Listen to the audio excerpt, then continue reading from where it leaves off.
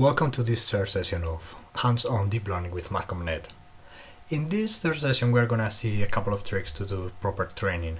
So the idea is to improve the convergence of the different methods and to do training more efficiently. To this end we're gonna see how to do proper initialization and the importance of initialization itself. We're gonna see how to apply dropout in order to also enhance the generalization capabilities of our networks, how batch normalization can be used also to improve convergence to better solutions in less number of iterations, which is a very popular technique right now. To start with, we will be using MNIST and CIFAR10 as before in previous sessions, but this time we're going to use reduced version of this dataset. So the same thing, but like with less images, so we can run more epochs in less time and see and compare different configurations, so to understand which things are working better. Okay, so we're assuming you already have downloaded the materials for session 3. That's quite important. In order to start, we need to do some modification to the MatConvNet code. So these modifications are quite straightforward. We only need to take batch norm.m and CNN train dag.m located at the folder session 03. Okay, it will be like this one and this one, and we have to copy them to some specific positions of the MatConvNet folder. So we need to copy batch normalization.m here. Yeah, we want to replace it.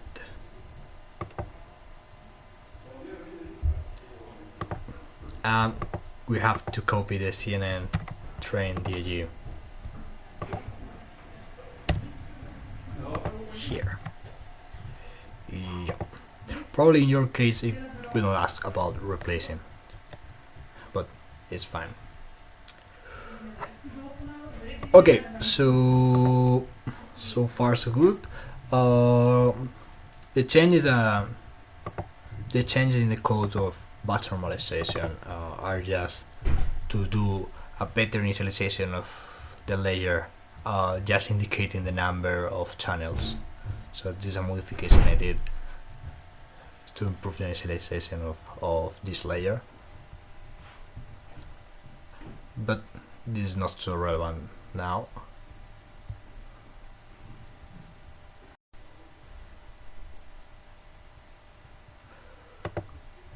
So after we have done this, we can start working on the initialization.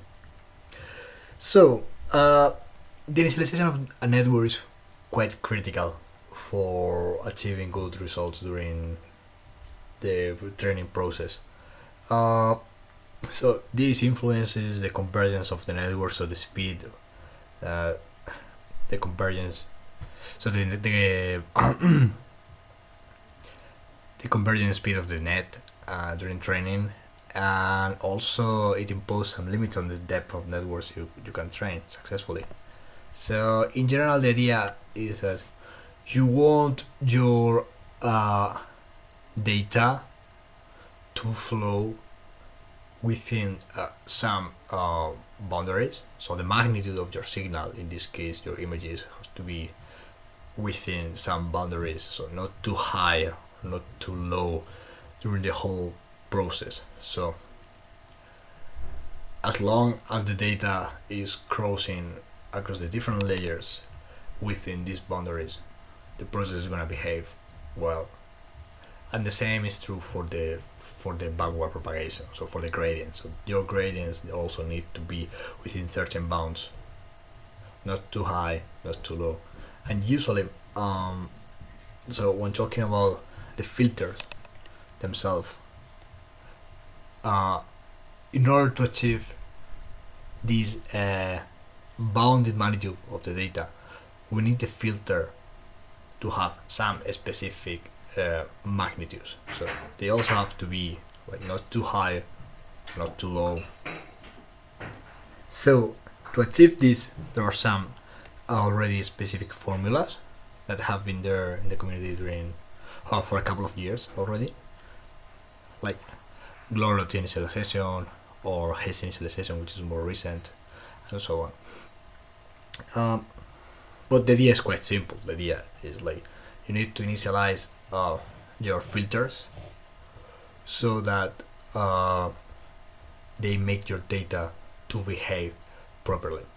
So when the data is going through your net. So different layers are going to be initialized in different ways depending on their position within the network and also in their fan in and fan out. So how many neurons they receive and how many neurons they produced. So their connection with previous and posterior layers. It's also important, although this is not typically mentioned, like the magnitude of the original signal. So the values of your input images. So since we can use different normalizations here, like we can have unitary images or we can have images that range between 0 and 180 or 255 or minus 180 to 180 or whatever combination you can think of. So it's very important to also take that into account in order to do the initialization of the filters, because roughly filters need to be, at least the ones that are in contact with the data, they need to be sort of proportional. Their magnitude needs to be proportional to the input data. So perhaps smaller with less magnitude than the input data, but still we need to take that into account. Okay, so in order to understand this a little bit better, we're gonna use Lenet train here, but first we're gonna load the data.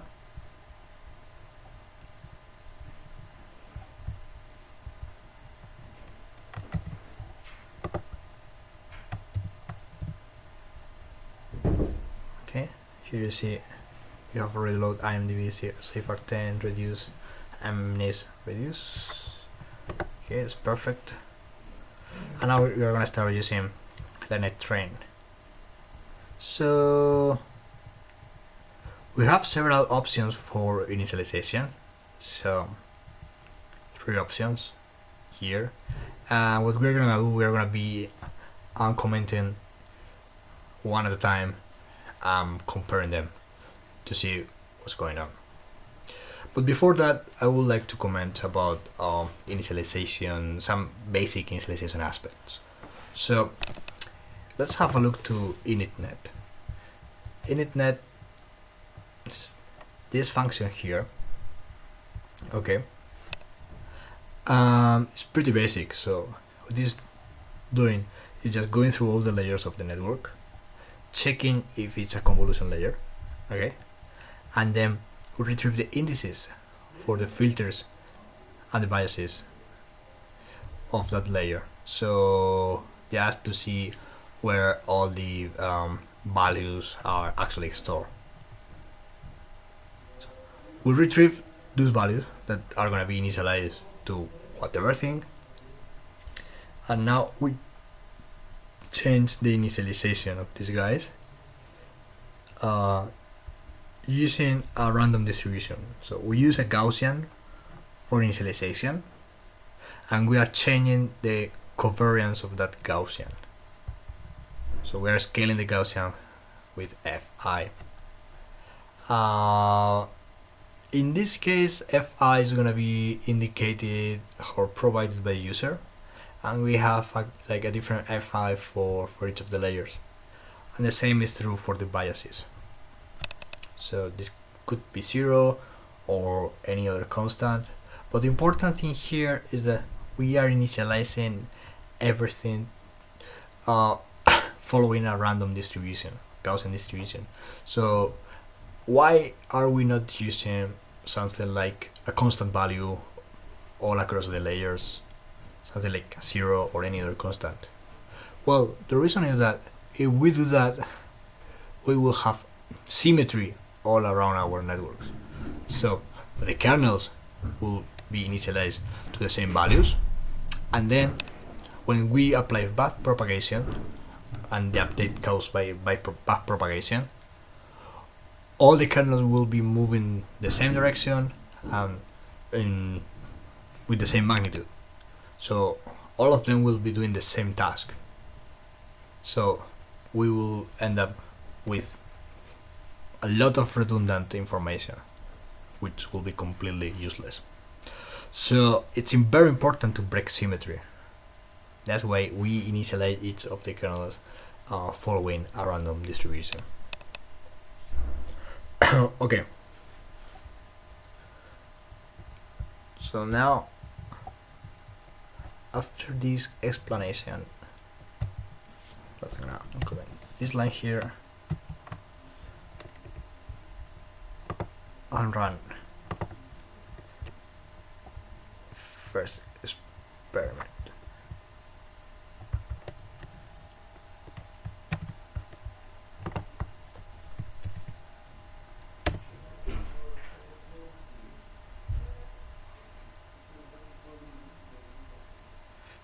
Okay, have started training. You see, since I have read it's quite fast to time. So you can see that the objective is not like going down 29, 2.294. Yeah, so it's moving, but it's not moving that much. And the same is true for the objective error for validation, and also for the classification errors across. We're gonna let this running operations. And then I will show you the result of this training.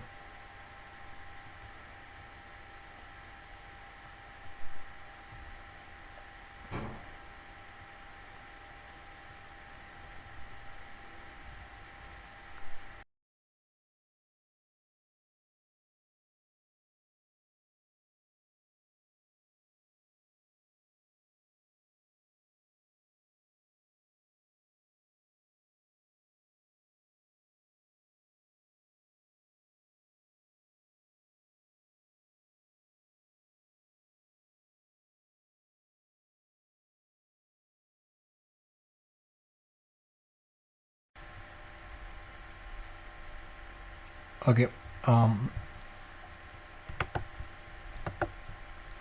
So the process has finished. So it has run for 60 epochs, and we see that, well, the error was converging, so the objective function was converging, but we stopped it prematurely, just because we want to do some comparison between different methods in a reasonable time.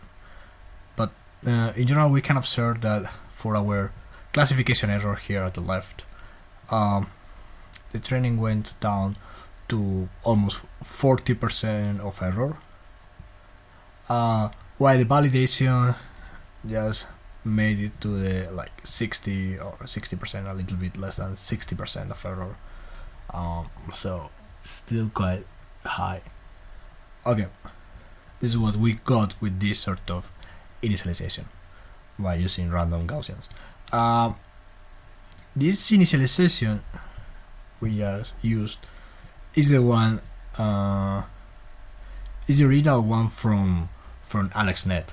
So basically initializing all the layers by Gaussian with a fixed factor.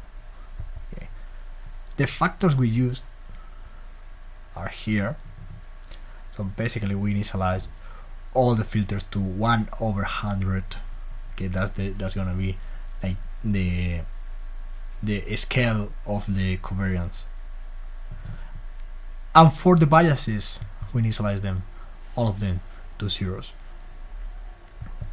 So this is a vector of 4 elements, because we only have 4 convolutions, 1, 2, 3, and 4, so the classifier is also convolution, remember that.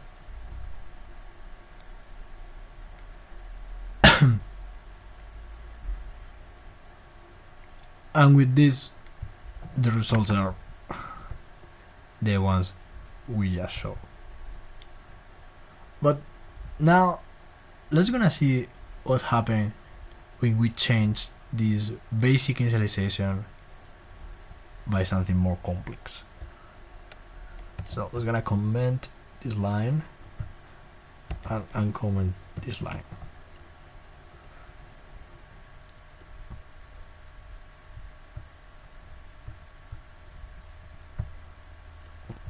It's gonna be experiment 2 using Hess initialization.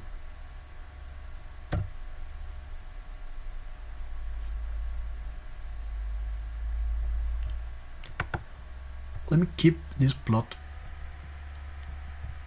as a reference.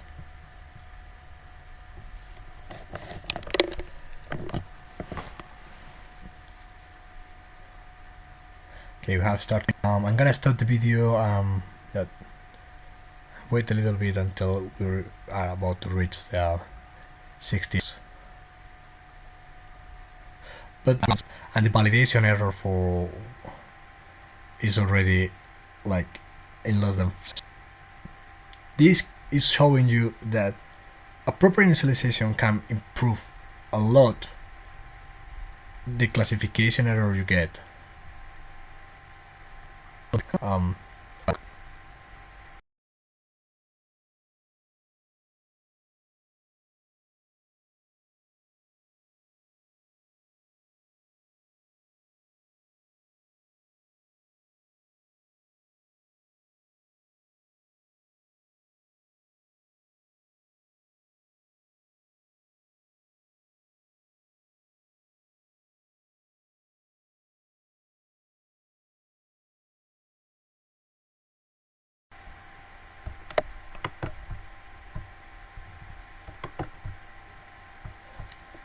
So we're about to finish. We're about to reach the classification error went all the way down to 0%. Okay, and the validation error went to 30%, which is already a large improvement in comparison with the this one, which was like around 60%. The same is true for the objective loss for both train and validation. So yeah, this is the first proof or the first demonstration that proper initialization can change things a lot. So in this case, Hess initialization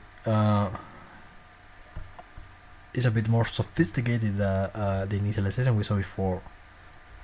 It's still using Gaussian distribution, but then each Gaussian is rescaled following a simple rule that takes into account the fanning of the network, fanning of that layer.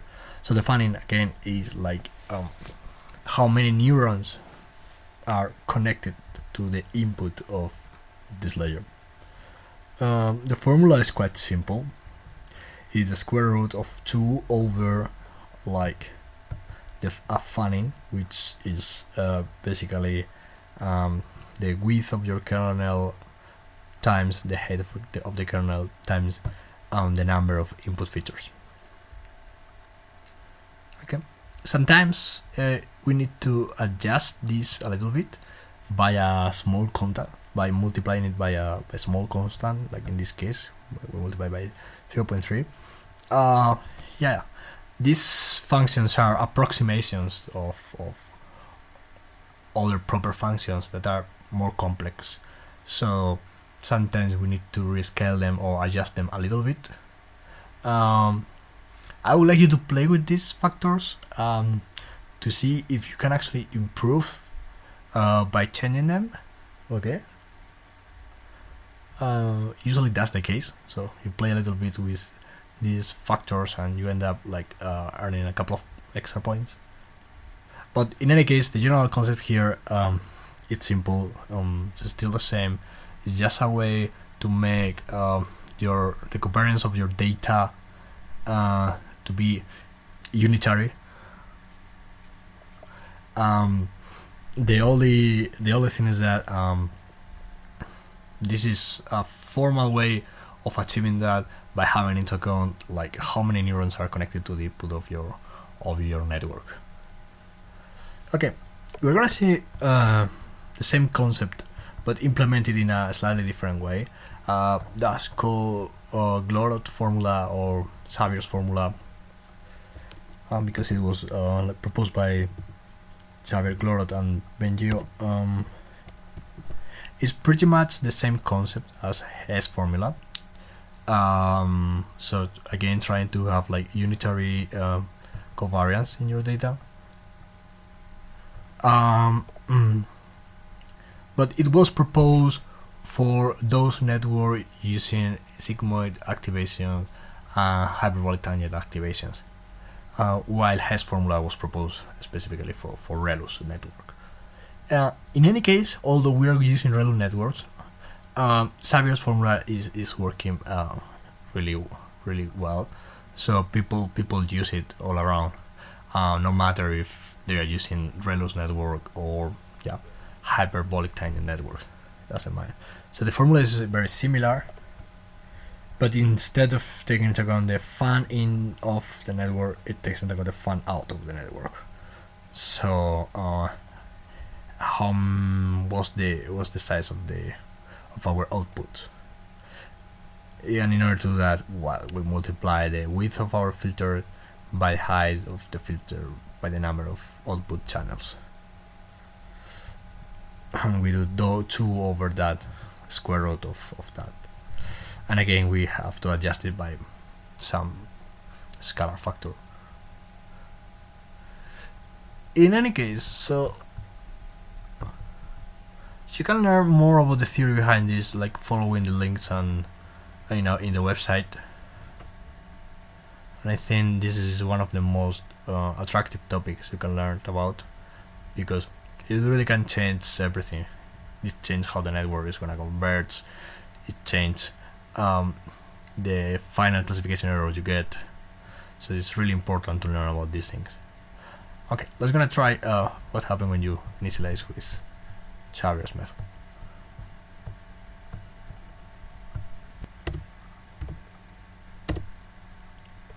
And again, let's try to have these guys as a reference.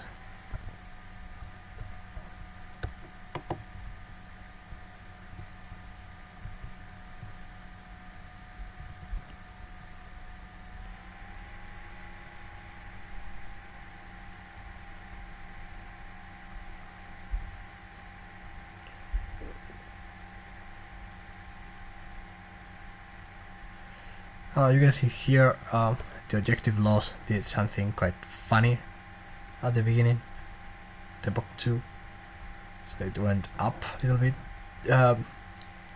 This might happen sometimes. You don't need to worry about if you see that after a couple of epochs it starts decreasing, so that's fine. But of course it will be better to avoid that behavior. You see that the validation error has already reached 40%.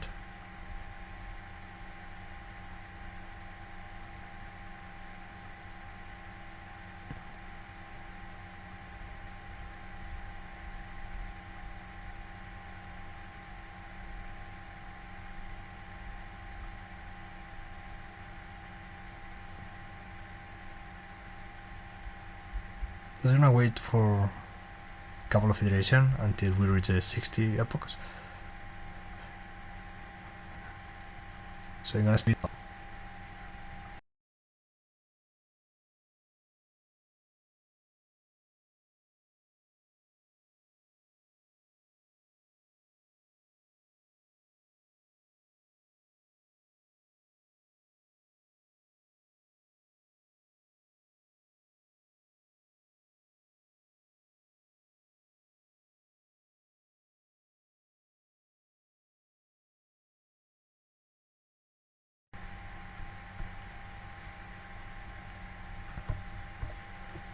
Okay, this is how to finish. In this case, Xavier's initialization didn't reach like a good optimum. So hash initialization gave us like 30% of error in validation, while service initialization is giving us like 40%. But this is still quite better than the 60% of error we got at the beginning. Yeah, sometimes using service initialization might give you better result than hash, and sometimes the opposite can happen. It's just about like trying both and see what's going on. Try to adjust them a little bit, like modifying the factor a little bit and see which one is working better for the specific problem. But in theory, hash initialization should be like the most appropriate for ReLUs, those networks based in ReLU nonlinearity. So yeah, this sort of confirm the theoretical fact. In any case, again, the point I want to make is that different initialization, different ways of initializing your convolutions might take you to quite different optimum, make things to converge much faster or slower. So initialization is very critical, and you should be reading papers about this and getting to know as much as you can about different ways of initializing this network, because there are many ways to do this. So there have been an explosion of paper, like a boom of papers and articles telling you how you should be initializing things, why to do this, why not doing that. Yeah, all of them are very interesting. So yeah, okay, this concludes the part of oriented to initializing the network. Now we're gonna see how to improve the generalization capabilities and avoid overfitting through dropout.